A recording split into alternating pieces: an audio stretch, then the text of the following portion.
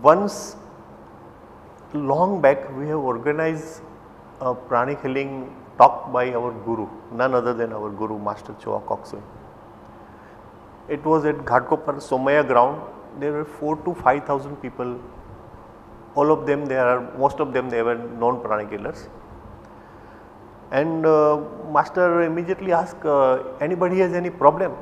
And there was a lady.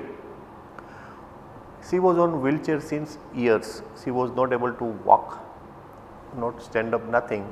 She was like this, looking like this, nothing else. And her husband also with her. We had to literally keep this lady on a chair. 3 or 4 volunteers has to lift the lady and we bring him on the stage. She was sitting like this. She didn't know what is pranic healing. Many of them, they are also unaware of what is going to do, and we are all curious how we will do, because we were learning. And immediately he started giving healing. It's around 5 to 10 minutes he gave healing to that lady, and then immediately he looked at the lady and told her, get up. That lady was done. I mean, it was not in her dream to get up, since years she was like this. Again he said, come on, get up. So this lady started, to raise up, and she could. She was surprised.